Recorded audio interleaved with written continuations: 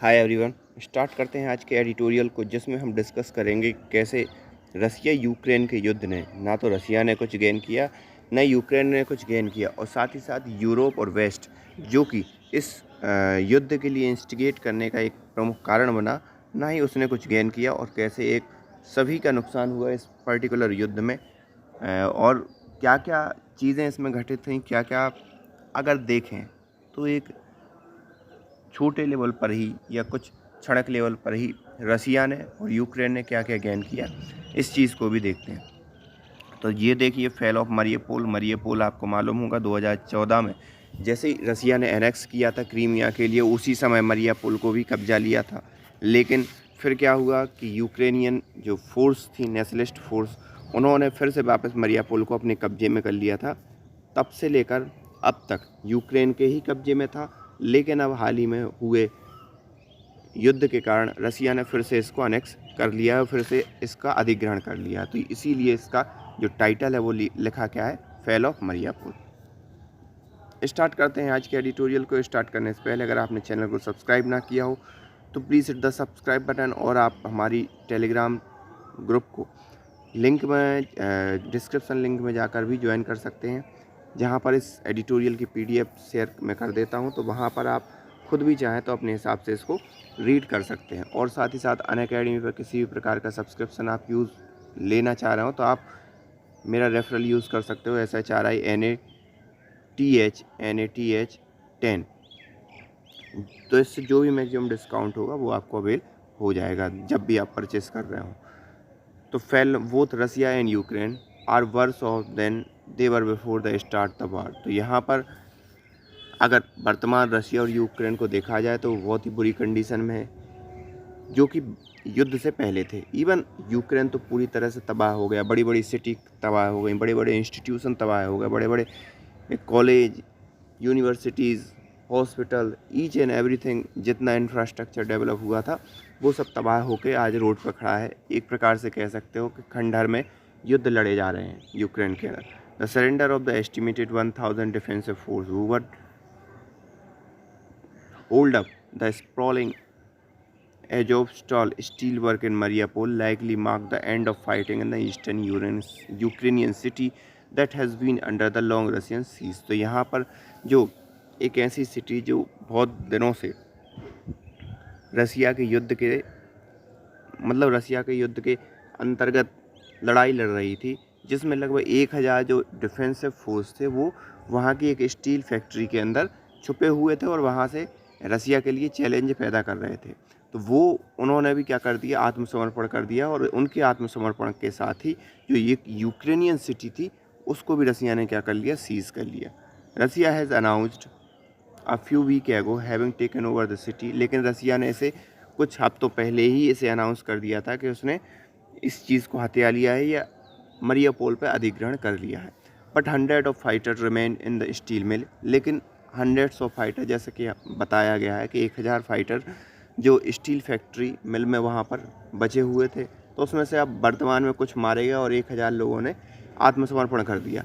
With many of them ending the fight and allowing themselves to evacuated to Russia control territories of Donbas. The whole city is now the hand of the Russians. तो यहाँ पर कई लोगों ने आत्मसमर्पण कर दिया खुद के लिए, और साथ ही साथ एवैक्यूएट कर लिया खुद को, कहाँ, मरियापोल से डोनबास रीजन में, जहाँ भी रसिया की जो कुर्दिश फोर्स या रसिया के जो एक प्रकार से ये कहो कि रसिया समर्थित जो विद्रोही गुट हैं उनका शासन है डोनबास में, वहाँ पर मूव कर गए हैं कुछ लोग।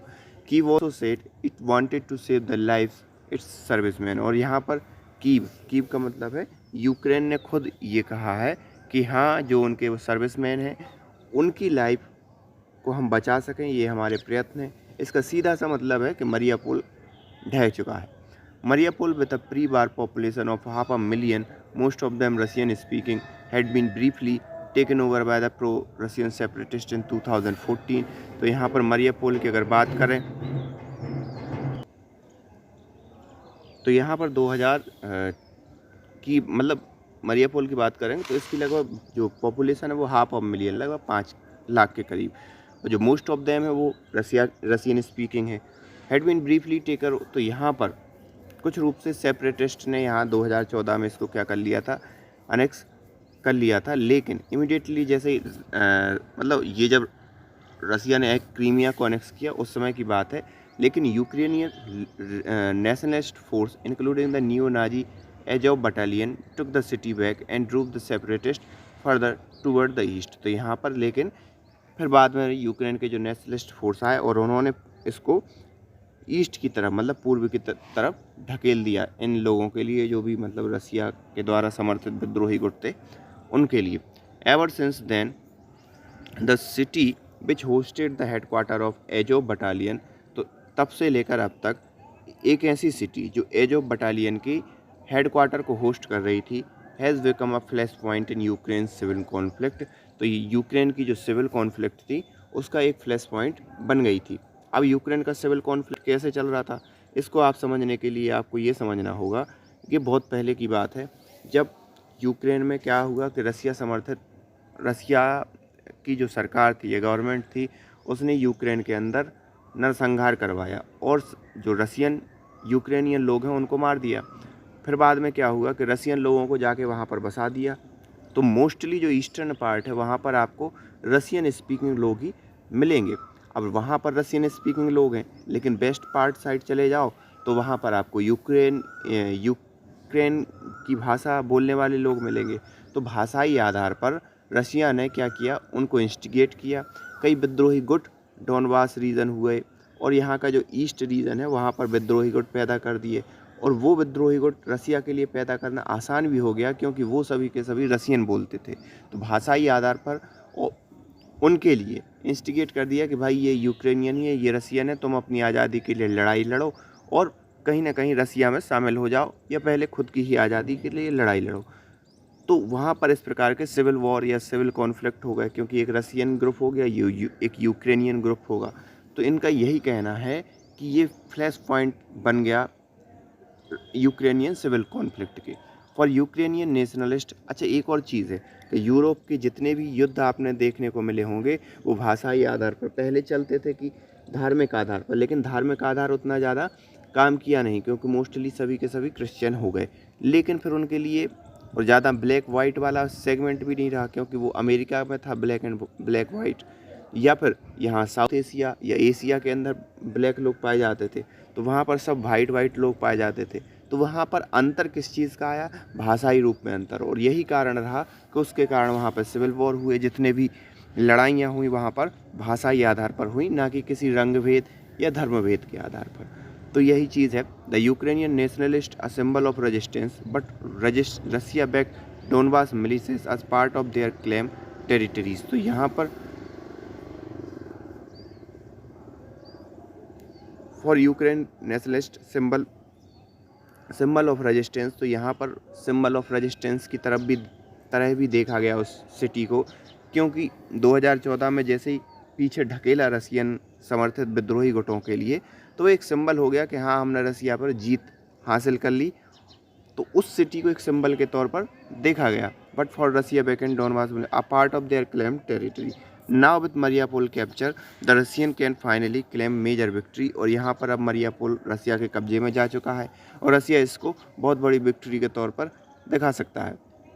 What fact that it took almost 3 months of Russia's better equipped military to make this happen speak lot about Ukrainian resistance. तो यहाँ पर लेकिन इस चीज़ को भी देखना होगा कि रसिया ने कब्जा तो कर लिया लेकिन उसके लिए लगभग 3 साल का समय लग गया इस चीज़ को पूरा करने में।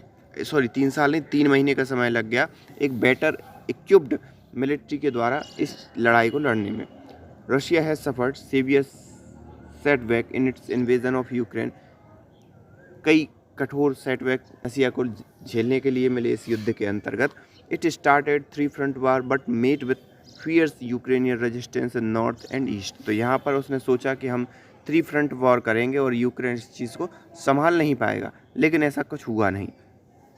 यूक्रेन ने बड़े अच्छी तरीके से इस चीज़ को संभाला और रसिया के लिए नाक में दम कर दिया। Ukraine resistance north. Later, Russia gave up its attempt to envelop Kyiv in the northern front and least for now retreated from Kharkiv, the northern north eastern city. तो यहाँ पर पहले रसिया ने जो कोशिश की थी कि वहाँ कीव जो कि नॉर्थ रीजन में है, यूक्रेन की राजधानी, उसको कब्जा ले, लेकिन बाद में धीरे धीरे उसने क्या किया, इसका ख्याल छोड़ दिया और उसने मुख्यतः ईस्ट रीजन पर ही जोर दिया और जो खार्किव है उसको थोड़ा सा, जो कि नॉर्थ ईस्ट रीजन में है, उसको रिट्रीट किया। मतलब देखा होगा कि खार्किव में पहले रसिया ने बहुत कब्जा कर लिया था, लेकिन वहाँ पर पहले सैनिक भाग गए, फिर से जाकर फिर से वापस सैनिक आए। तो इस टाइप से अगर देखा जाए तो रसिया ने फिर से रिट्रीट किया खार्किव के लिए, जो कि नॉर्थ ईस्टर्न सिटी है। बाकी रसिया ने जो ईस्टर्न है, जो कीव है, उसको कब्जा करने से अभी फ़िलहाल के लिए मना कर दिया है। It's battle ground focus now almost entirely on the Donbas region where Russian troops are making incremental advance। और यहाँ पर मुख्यतः उसने डोनबास रीजन पर ज़्यादा फोकस कर दिया, जहाँ पर रशियन फोर्सेस ताकतवर हैं और आगे बढ़ रही हैं। Now with Mariupol under its control, Russia can free up resource to move its next target। तो यहाँ पर मरियापोल रसिया के कब्जे में आ गया, पहले डोनबास आ गया, फिर डोनबास जब कम्प्लीटली हत्या लिया तो फिर रसिया ने मरियापोल को कब्जे में लिया। अब वो आगे बढ़ेगा।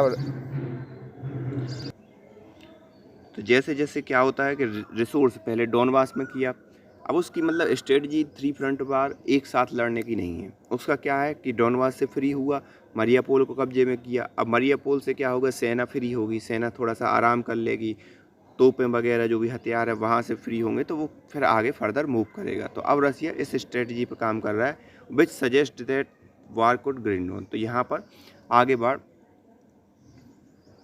बढ़ती जाएगी।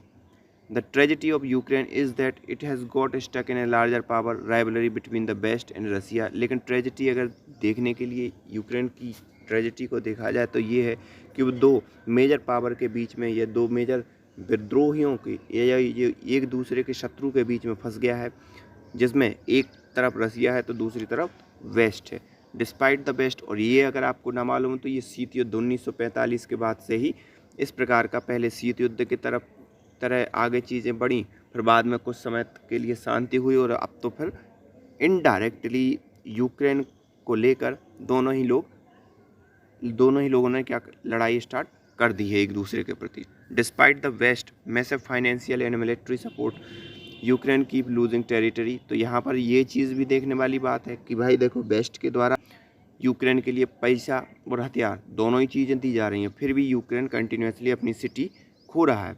On the other side even Russia is making slow battle ground gain in Ukraine.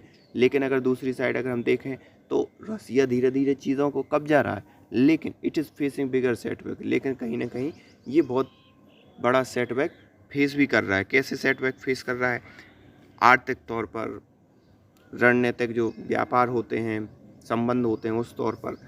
तो ये सब चीज़ें देखने वाली बात है। The invasion had already promoted Finland and Sweden which have historically stay out of military alliance to formally seek NATO membership. तो यहाँ पर जो ऐतिहासिक तौर पर जो फिनलैंड और स्वीडन जो हैं, वो कहीं ना कहीं नाटो ज्वाइन करने के लिए वो कभी सोचते भी नहीं थे।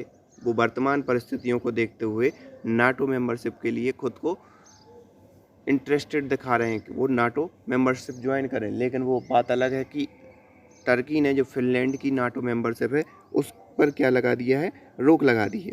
सो इनलैंड, अब टर्की ने क्यों रोक लगाया वो उसके अपने हित हैं, वो कभी अलग डिस्कस करेंगे। So in less than 3 months since the invasion begin there are no clear winner. तो यहाँ पर अगर देखें तो 3 महीने तो लगभग हो गए हैं, और 3 महीने के बाद अगर देखें तो यहाँ पर कोई भी क्लियर स्पष्ट रूप से विनर है नहीं। Ukraine losing territory, Ukraine territory lose कर रहा है।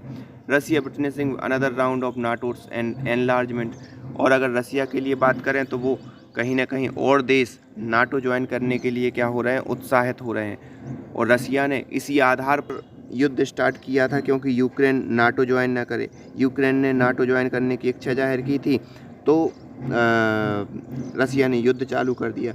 अब देखने वाली बात यह है कि और दूसरे जो लोग हैं वो भी कहीं ना कहीं नाटो ज्वाइन करने के लिए आगे बढ़ रहे हैं। तो ये रसिया की भी कहीं ना कहीं हार हुई। और अगर यूरोप के बारे में बात करें तो battered by inflation and energy crisis is likely to be facing prolong instability and conflict. और यूरोप और वेस्ट की बात करें तो भूखमरी छा रही है, इन्फ्लेशन बढ़ रही है, और ये दोनों ही चीज़ें इतने जल्दी समाप्त नहीं होने वाली, ये भी हमें स्पष्ट रूप से दिखाई दे रहा है। तो इस अगर हम एक देखें, एक ऊपर तो तौर पर अगर हम गहरी नज़र से देखें इस चीज़ को, तो यहाँ पर ना तो कोई विनर है, ना कोई लूज़र है, सभी को नुकसान हो रहा है, एक तरफ से नुकसान हो रहा है, और वो नुकसान अलग अलग हैं। तो ये आज का एडिटोरियल था। So thank you for this editorial.